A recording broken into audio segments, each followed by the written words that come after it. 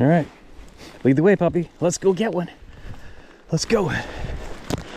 Up first to fishing. You gonna get one? Huh? You gonna find one? Come on.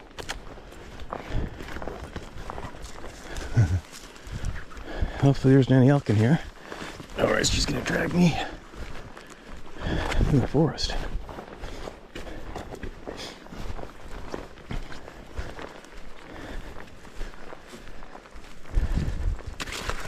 March 1st.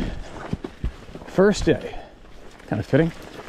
Hopefully it's going to be March 1st. First day steelhead fishing. And catch my first steelhead. 2025. How awesome would that be? With Bub's the Adventure Dog.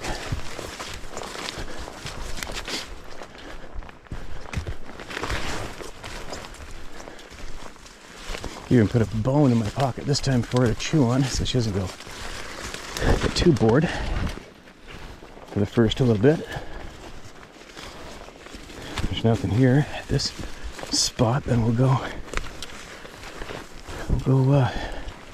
hike the river.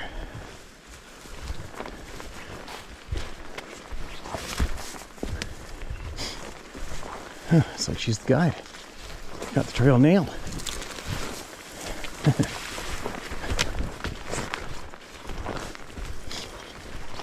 Pounded down elk trails. Bob's this way, this way, this way. All right, we'll go your way. What am I talking about? You're right, I'm wrong. This way, come here. This way, come on. Come on.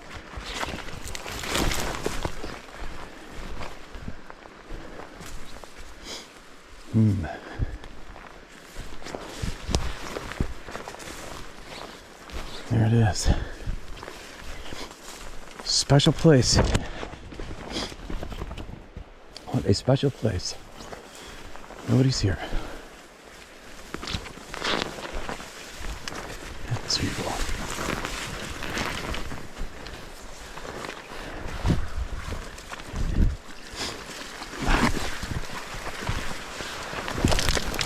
Oh, that was close. Started the video with a hair in there. Okay. Here we are.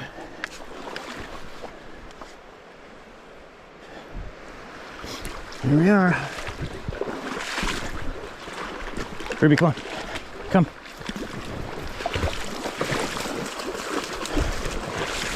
Follow me. Follow me, go on. Good girl.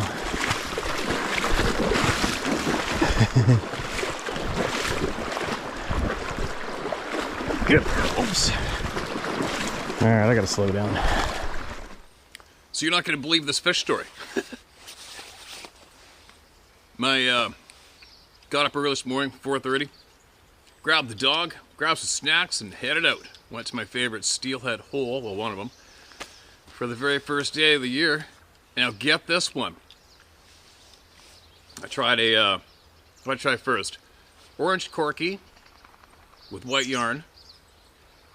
About 4 casts, 5 casts. Took the corky off, threw the white yarn through, 4 or 5 casts. Switched up to pink worm, 4 or 5 casts. Then I put on a pink yarn, 4 or 5 casts, nothing. I'm like, come on, man. And I threw the camera, so I decided to throw the camera down this run a few times before I'd leave. And as I'm doing that, another angler came hiking up the river, first time ever, real good guy. Real good guy from up island. And we're bullshitting away, and then I showed him the how the camera worked, and I showed him the video on the back of the GoPro, and if we didn't see an otter go ripping by on the camera underwater.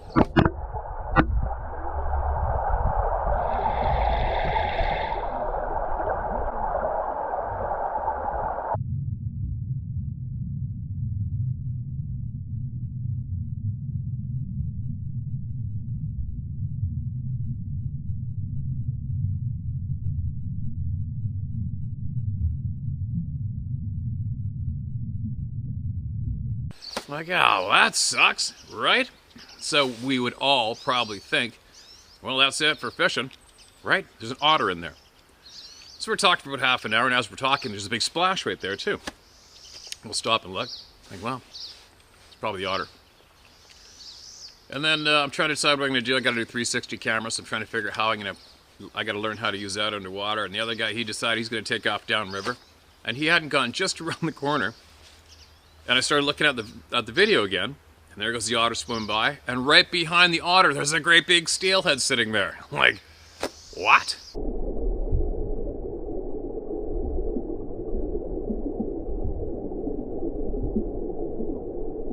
It's almost like the steelhead just went off to the side. I'll know better when I get home and look at the footage. But it looks as though the steelhead might have went off to the side when the otter went by, and then he came back out of the boulders. I'm like, well, how am I going to leave now? There's a steelhead in there. So I put on the pink yarn. Second cast, boom, nailed a steelhead.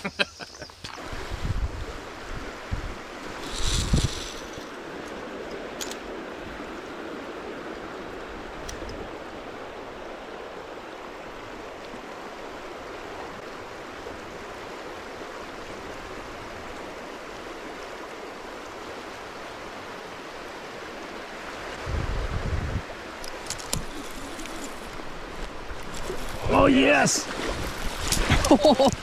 Whoa! Fish on!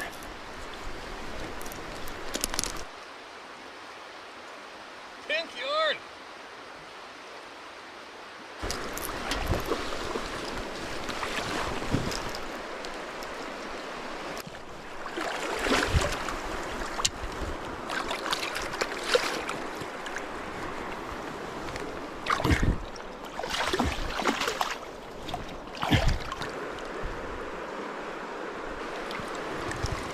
What? Yes!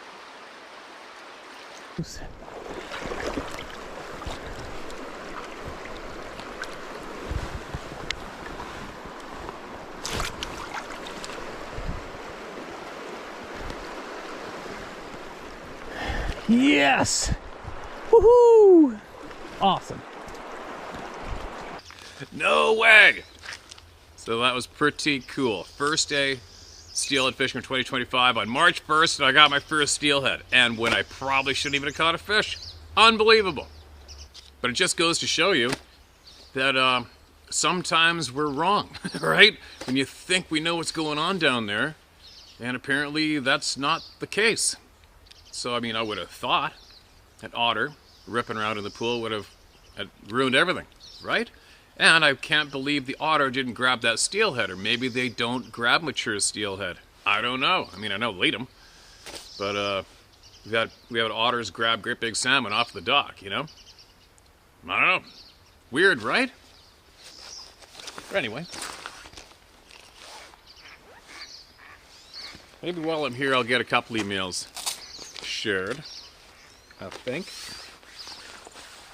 And this is right where I saw the weird lights in the timber. Weird light in the timber, I think, 2 summers ago now.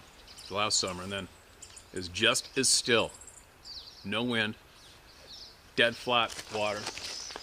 And I looked across there, and it looked like a branch went whoop. No big deal. But then I heard a branch pop in there. It sounded like the thickness of my wrist kind of branch. It just went. And I just left. Like, I don't care what it is. I'm not into this shit. But that's where I am right now. Doggy's in the truck sleeping. I think she's beat. And she sure did a good job today of taking care of Dad. When that guy was coming through the willow behind us, she went ape shit. Crazy. Anyways, I got a couple emails shared here, and then I'm probably going to head home and, excuse me, get Sarah a hand, and then hit the office. So, who do we got? What do we got? There's a lot. As usual. North Texas, late 70s is the title of this email. Hey Steve, use my first name if you want. It's Matt. I've only used friends' first names throughout. My family moved to Dallas, Texas. From Dallas, Texas to Louisville, Texas in 1973. Located between Dallas and Denton. And if I remember correctly, the population of Louisville at that time was around 14,000 at that time. There's still a lot of undeveloped farm and ranch land surrounding the unpopulated sections of town, with lots of old pecan, I think it's pecan, it's pronounced pecan down there, pine, oak, and mesquite grow throughout. Most of the good roads were 2-lane blacktops then, with a lot of gravel roads in the countryside to explore. There's also what is then called Lake Dallas, now called Lake Louisville. Oh, it's Louisville, not Louisville. Well, who knows? With me, who knows? With quite a few creeks running off of it, or into it, throughout the surrounding lands and towns. It was sometime in the late 70s, around the time we had graduated high school. We'd find all kinds of spots in the surrounding real estate to hide from, then very few. Local cops and drink beer, smoke weed, shoot at things, or shoot at things we should or shouldn't, and just hang out. One evening, three of us, myself, Scott, and Tori, were riding around in Scott's '69 Ford F100, and we were looking for a place to enjoy the beers we had just bought. You could buy beer at age 18 then. We decided to pull into a section up north of the town's main drag and southeast of the lake that was just beginning to be developed for new housing. Nothing was built yet except for a few houses way back in had been framed. But all the concrete streets had been poured and paths cleared.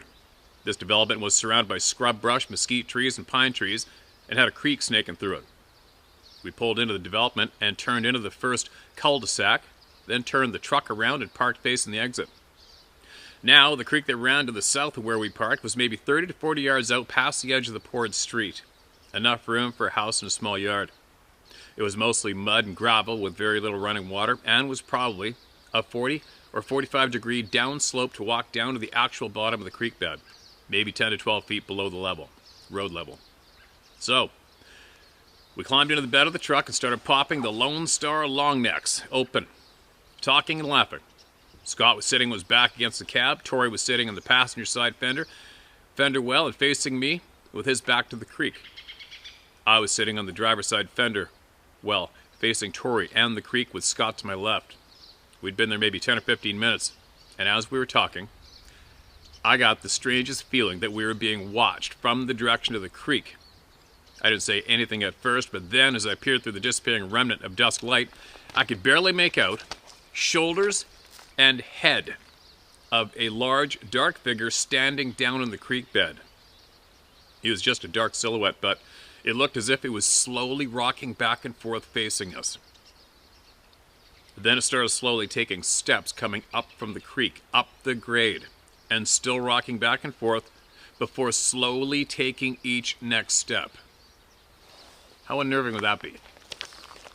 For anybody. It was then I said very quietly, hey, do y'all see that? Tori asked, see what? I pointed with my head, motioned and said, that there. What the hell is that walking up the hill from the creek? They both turned to look. Tori just laughed, but Scott said, I don't know, what is that? We're now frozen, staring at this thing, and it was getting taller with each step, and taller and taller. Caps lock taller. The black form was visible probably to its waist or the top of its thigh area, and it was already even with our heads. And we're sitting on the truck bed edges, 7-8 feet. So adding the legs that were still not visible downhill to that creek, it would have been 11 or 12 feet tall. I said, that's a Sasquatch, man. We need to get the hell out of here now. And Tori said, yeah, we do. And while Scott was simultaneously saying, I think so. Then Scott said, when I count to 3, jump out and get in the truck as fast as you can. When we hit 3, it was a blur. But I know we got into the cab and he was spinning the tires and we were out of there in probably less than 30 seconds. Funny, we considered ourselves to be badasses back then, so it was unsettling to think that something that large is out there roaming around our nighttime party spots. I think we all knew what it was. And take note. I recently contacted Tori about it to see if he remembered, and he just laughed again. Blocked the memory out, defense mechanism, or maybe he actually didn't see what Scott and I were seeing, who knows. He saw. Part 2 happened a bit later. I don't remember how much later, but it may have been a couple of weeks later, maybe.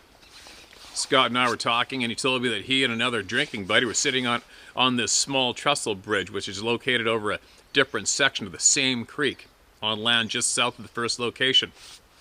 I don't remember which friend, but it wasn't Tori from the first encounter. The bridge was somewhat hidden and surrounded by thicket. There's mosquitoes out here. with a rocky creek bed running through the area, which was and maybe 15 feet down below the bridge.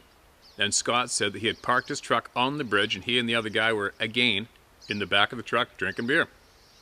Scott said he tossed an empty beer bottle down the creek as far as he could throw it into the thicket where the creek turned northward, because we were idiot kids who hadn't learned to carry our trash out with us yet.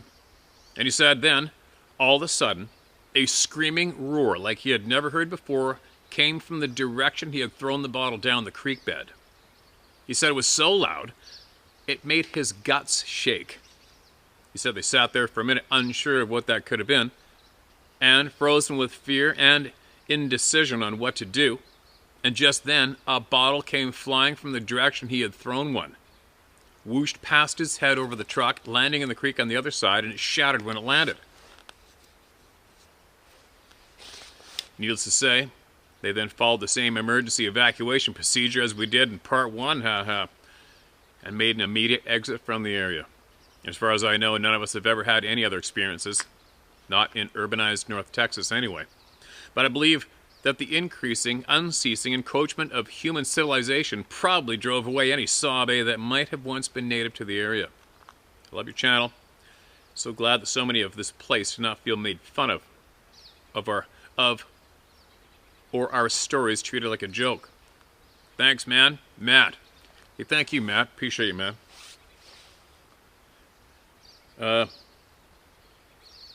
Hold on a minute.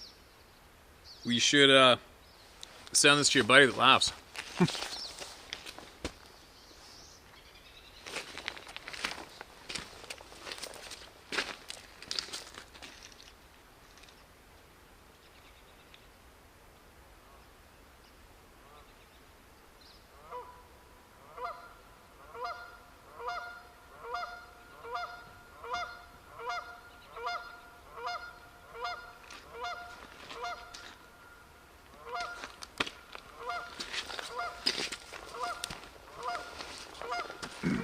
Mating pair of Canada geese over there. Not too happy with me.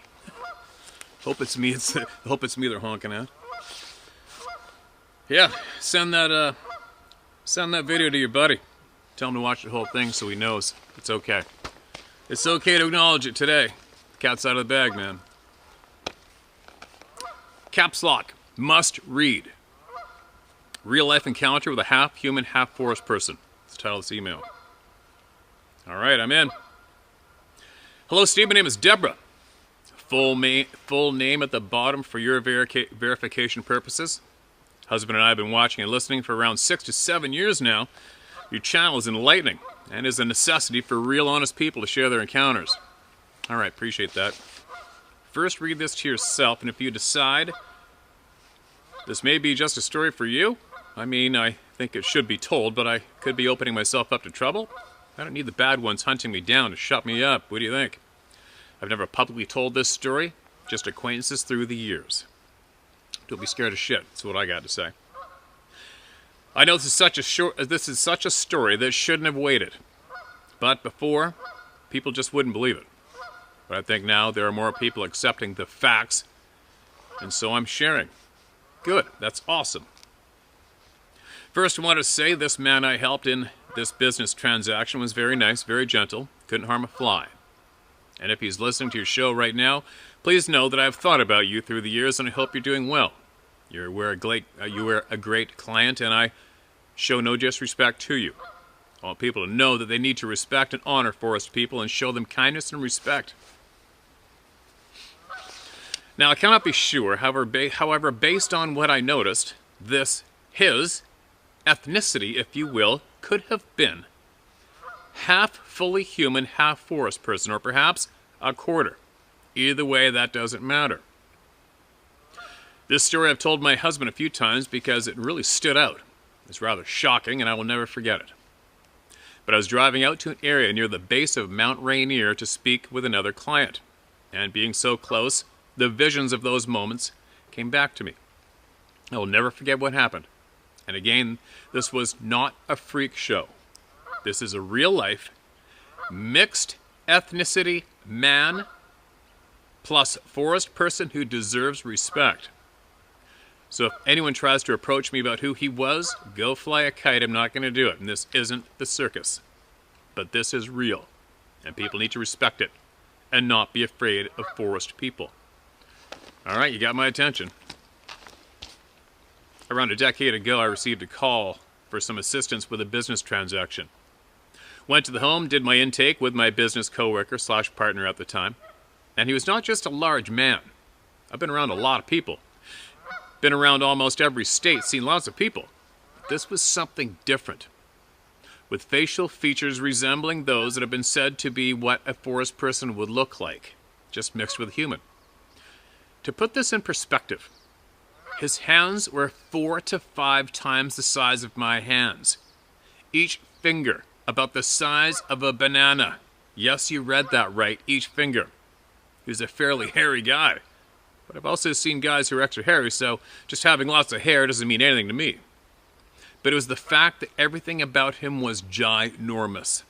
And I'm sure he noticed that I did notice his size, and specifically the size of his hands while he was signing paperwork. Just everything is exactly what you would expect if you saw a half man, half forest person man. Large neck, large head, body, everything. Even the resemblance in his face.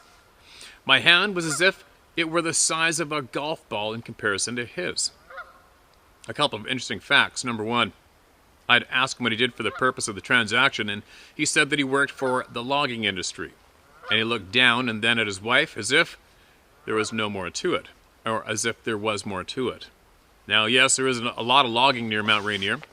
We're literally just probably 10 driving minutes from Mount Rainier National Forest. There's tons of logging here, specifically very close, not far from the Yelm Y. And people from Pierce County, Washington will know what I'm talking about. Number two, he had an avocado tree in his dining room. It produced avocados and was 5 feet tall. I know there isn't any significance about that, but I've never seen that before, and he did appear very much to have a green thumb after seeing this lush 5-foot tree in the corner of his dining room.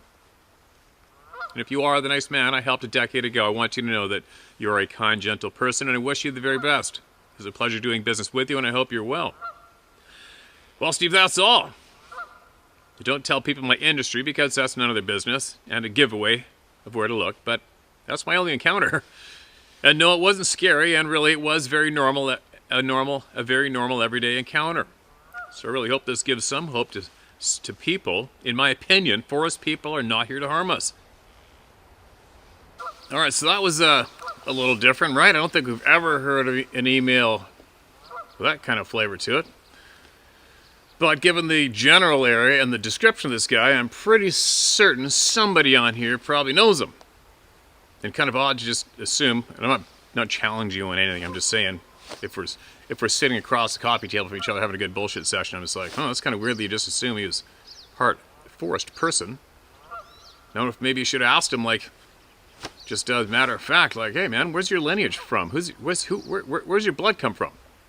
Who knows, maybe you could have had a crazy answer. You never know, right? I don't know. We'll see what comes. I mean, who knows? You never know. Maybe he is on the channel. I don't know, and I'm sure he doesn't feel insulted or threatened in any way, right? I mean, I wouldn't, right? Those geese are pissed at me. But there you go. Read and shared. Like I said, normally I don't really decide what gets heard here. You know what I mean? Unless somebody writes me an absolute disgusting bullshit. Of course I'm not going to share that, but we're all here together, one big happy family. I appreciate that email. But if you ever did get in contact with them again, just have a good, honest conversation. Say, where are you? Who is your mom and dad? Where are your ancestors? What blood are you? Right? I do that to some of my friends. It's an innocent thing. It's not insulting. One more, and I'm gonna get ripping. I'll finish up once I get back. Louisiana, Sasquatch encounters. Hey Steve, keep up the good work. I know that what you are doing is helping lots of people around the globe. My name is Enoch Crane. You may share. I grew up in a very rural area in central Louisiana called Monterey. My family had a farm right on the bank of Horseshoe Lake. My cousin Scott and I saw a white Sasquatch one evening, way back in the mid-70s.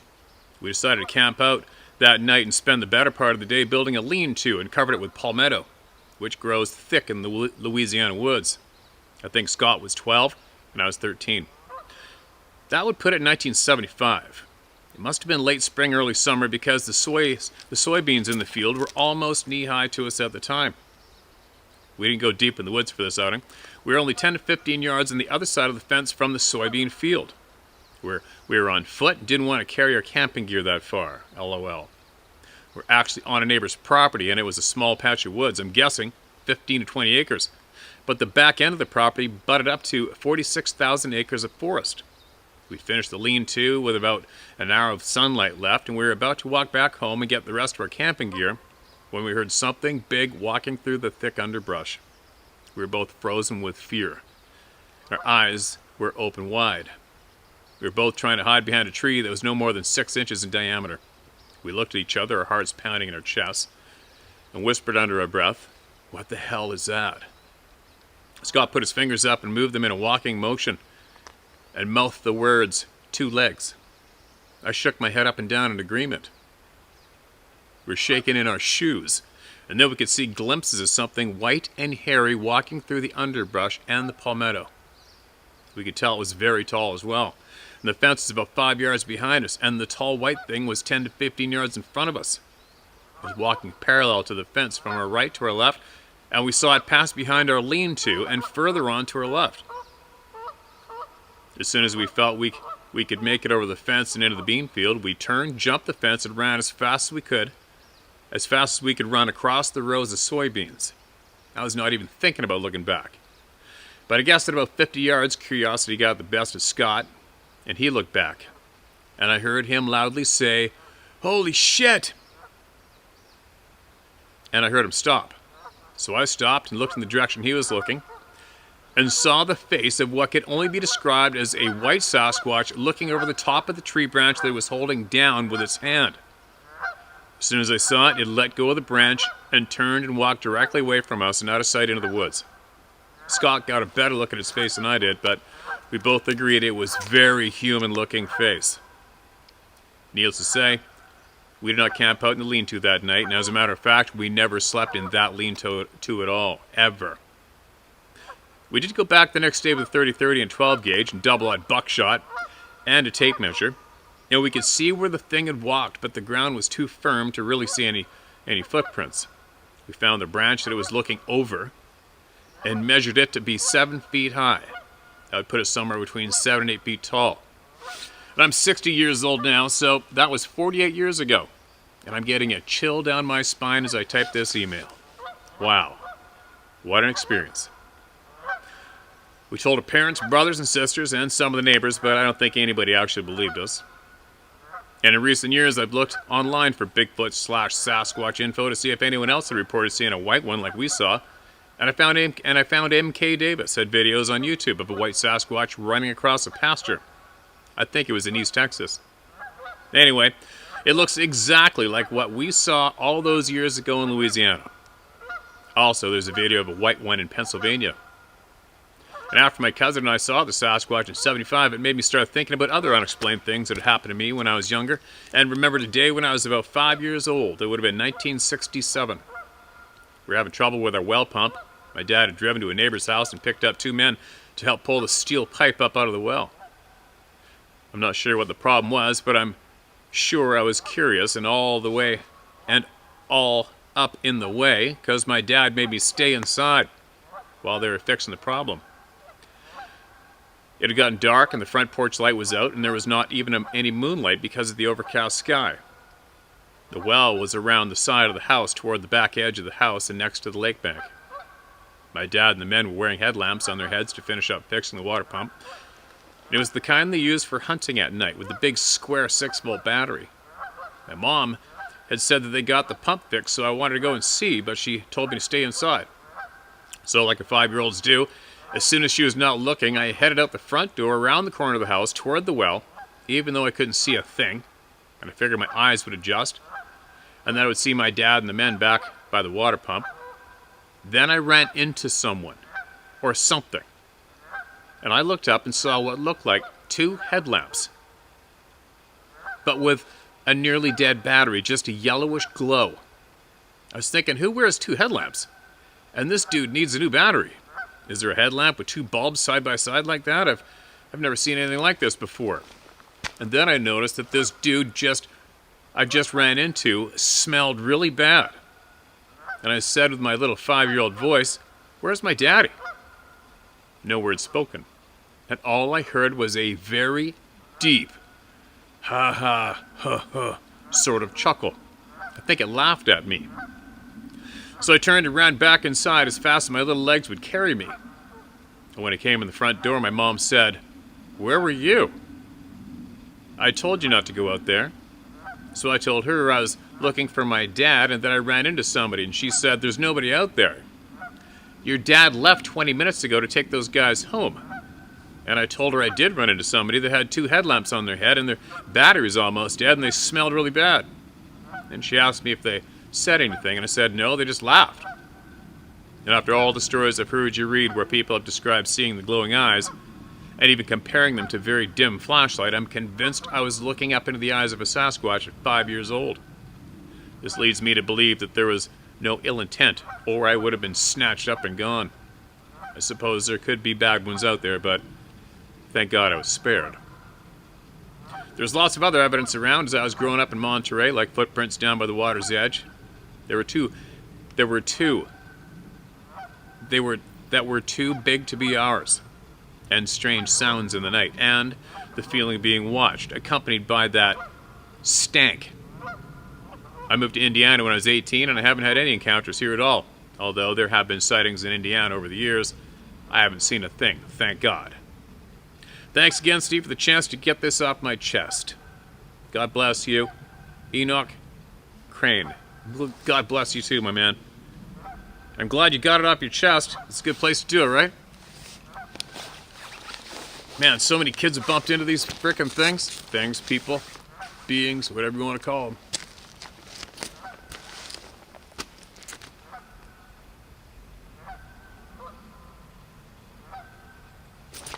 I wonder what that white thing is out there. That stump. Let's see if I can zoom in on it.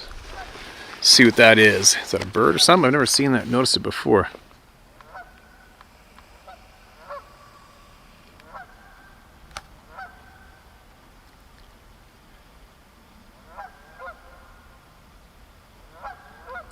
Still can't tell with my glasses off. I can't tell what that is here. I guess I'll have to check it out once I get on the computer at home. I've never noticed it before. But anyways, give you a little look at the lake. Again. Got my waders on so I can walk out here.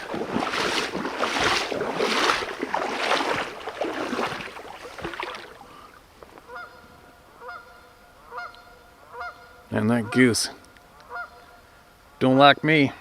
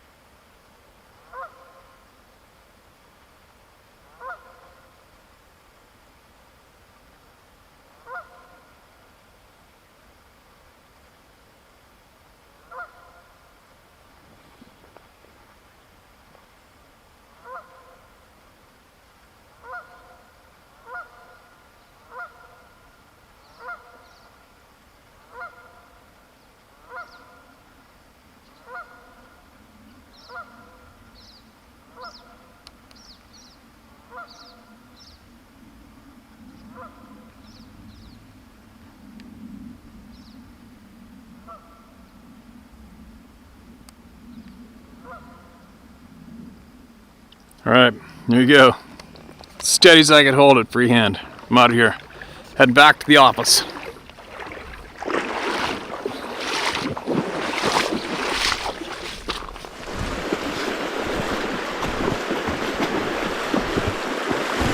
This way.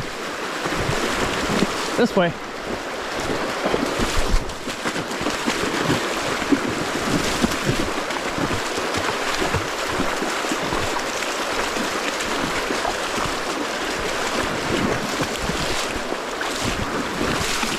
Come on.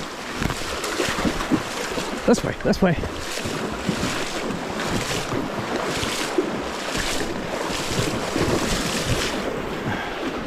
Okay, don't screw up.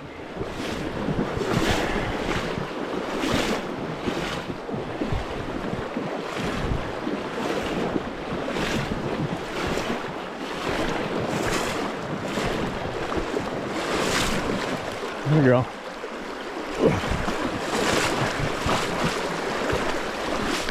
Come on, up here. This way. This way. Come on. Up here. Up here. This way. Come on. Come on. Good girl. There you go. There you go. All right.